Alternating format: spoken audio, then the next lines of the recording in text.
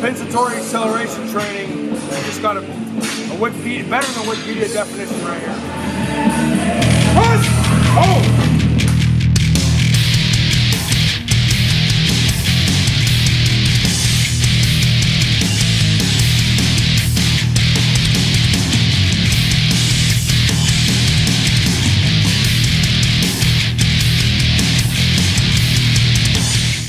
We're here outside of Metroflex gym in Arlington, Texas.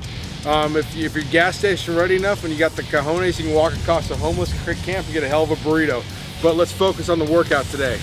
Okay, anyways, today was a bench press workout with Big Peter, the Eagle Edgette. He did a lifetime PR of 575 for 2 reps. So prior to his training cycle, when he hit the 600, he hit 545 for 2 reps, so that's obviously a 30-pound increase.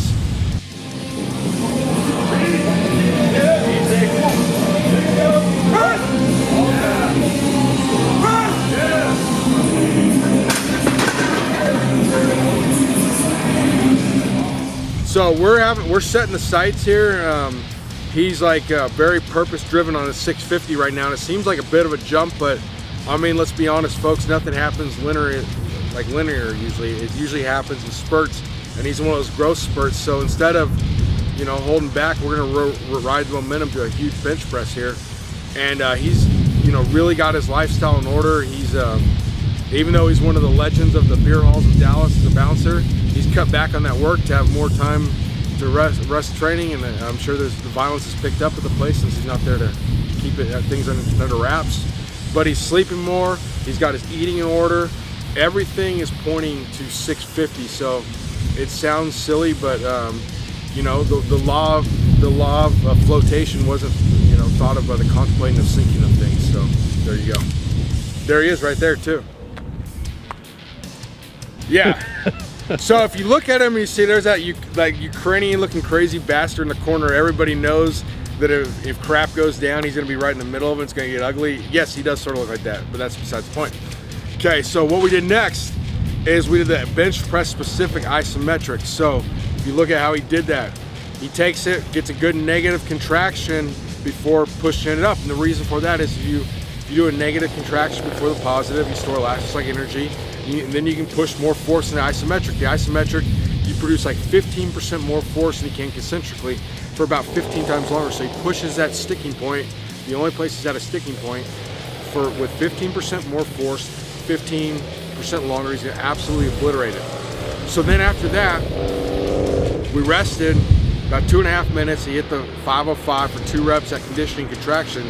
Made those very explosive, as you can see. So the rest of the workout, we'll tell you about it a little bit, is next he's gonna go to dips with a partial range of motion. So he's gonna go 2 sets of 5 there, as heavy as he can. So he'll be up over 300 pounds over his body weight, which is about 310 right now. And he doesn't need to go all the way down. It just feels real comfortable right there. And all we're trying to do is hit the triceps. So this may be unconventional, but jumping, being the youngest person to bench press 600 is unconventional. And jumping 50 pounds after that immediately is unconventional. So who are we to be strapped down by orthodoxy? Okay, so then the other point after that, he'll go on to do some cable flies. He's going 3 sets of 12, moderate weight, nowhere near failure. Then finally finish off with 2 sets of 6 on Kaz presses, Texas presses, whatever you want to call them. And then, so keep in mind this, so over the evolution of Peter's training is we've actually decreased the volume. And that's sort of a thing, is a lot of people in textbooks will say, if someone gets this strong, they have to keep doing much more and more volume. But as he becomes that more neurologically efficient, meaning he can tighten everything from the hair on his head to his pinky toe to his scrotum to get that weight up, it's a little harder. If you've seen this man up close and personal, he gets so freaking tense that there's no way we could be doing, oh yeah, we're gonna do 10 sets of this and La La Land. It ain't gonna happen. So obviously it's a principle of individual differences. So some other people might do better, most people do better with most volume for that. But Peter's a so-called easy gainer, meaning he's gonna gain muscle, he's gonna gain strength that way. It doesn't mean it's easier for him, because the person that's a hard gainer doesn't get as tight. So it's amazing, it's what he can do that way. And there you have it.